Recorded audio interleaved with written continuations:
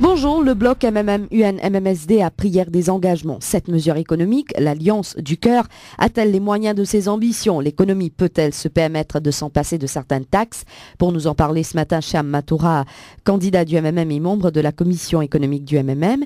Eric Ning, économiste, vous êtes dans le duel. Radio Plus, le duel. Cham Matoura, bonjour. Bonjour Karishma, bonjour les auditeurs et auditrices. Eric Ning, bonjour. Bonjour. Cham Matoura, l'Alliance du cœur fin prend l'engagement hier pour éliminer certaines taxes, donc la NRPT, la taxe sur l'épargne. Dans le concret, comment est-ce que le bloc MMM-UN-MMSD compte s'y prendre en cas de victoire? Si vous mettez NRPT comme un rapport de gouvernement, pas beaucoup, 50-60 millions, je me rappelle les chiffres des citadins bien. Taxe sur l'épargne, comme un rapport de gouvernement, pas grand-chose. Donc ça veut dire que nous pouvons là, il n'est pas pour coupe, comme si nous pas coupe revenu de l'État pour nous dire nous peut faire un trou quelque part. Non. C'est ça une affaire inhumaine qui current gouvernement n'a apporté et qui n'est pas là pour grand chose à l'État. We can do without it. Et après de l'autre côté, vous connaissez, quand vous avez le rapport de l'audit année en année, ça va un gaspillage qui est là dans le secteur gouvernemental qui le directeur de l'audit la dernière fois, Bibi Jan, il dit reste tranquille, pas causer. Et depuis ça, Bougan arrête de causer. Nous pas pour réinventer la roue.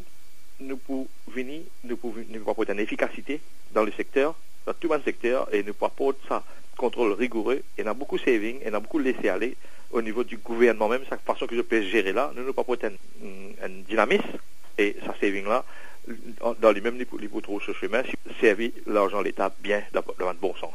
Eric Ning, l'Alliance du cœur annonce la suppression de certaines taxes. Est-ce que l'État de nos finances capable de soutenir ces mesures? Il connaît si l'économie est en croissance de façon qu'il génère assez de recettes fiscales, d'impôts, pour que le gouvernement soit capable de dépenser.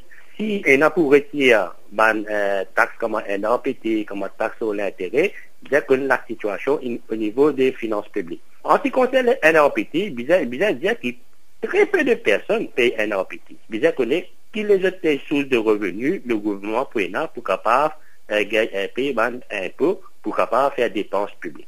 La deuxième aussi, c'est la taxe sur les intérêts. Là aussi, bien dire qu'il fallait ou dépasse le seuil imposable pour qui est sujet à la taxe sur les intérêts. Nous sommes capables de trouver différentes formules pour capable alléger un petit peu cette taxe sur les intérêts. Fais-le l'économie en croissance pour que le gouvernement gagne taxe et fais-le gouvernement gagne taxe pour être capable de dépenser. Cham Matoura, avec la suppression de certaines taxes, est-ce qu'il est capable de continuer avec un commitment que l'État prend pour le développement infrastructurel? L'État a le projet de l'aéroport. Pas oublier que c'est un projet un gouvernement de la Chine. La dernière fois, le président Tivini, nous payons 9 milliards, là on arrive à 20 milliards. Et ça, nous prenons ça, un loan en yuan. Et chaque fois, nous-mêmes dans la commission économique, nous disons que yuan, c'est une affaire flexible, pour monter. C'est une affaire qui vraiment irréfléchie, qu'est-ce que c'est à faire.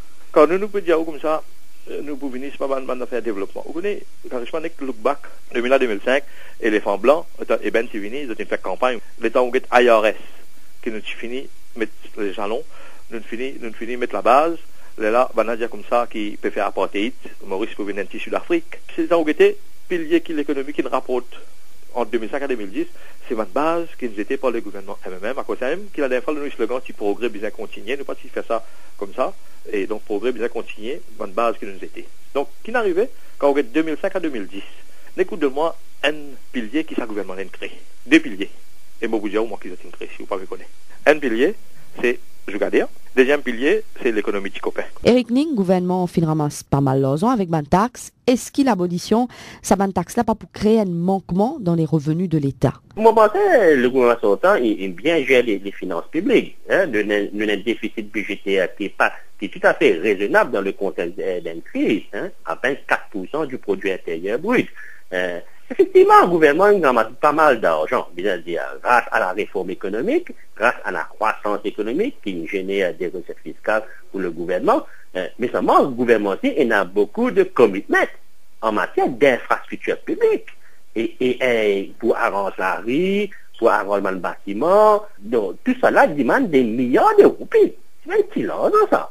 C'est vrai, le gouvernement il ramasse beaucoup d'argent, mais il y a aussi beaucoup d'argent qui peut être dépensé dans les infrastructures. Évidemment, nous sommes capables de faire la part des choses et dire que il y a certaines taxes nous sommes capables d'enlever Mais Maurice dit, tout dépend de la situation des finances publiques et tout dépend évidemment des priorités. Nous tous nous d'accord, beaucoup d'économistes d'accord, que les priorités c'est infrastructure, modernisation des infrastructures. Mais ça coûte des milliards, ça. Et l'argent, obligé de trouver l'argent à travers des recettes fiscales, à travers la croissance économique. Éric Ning, Chamatoura, merci.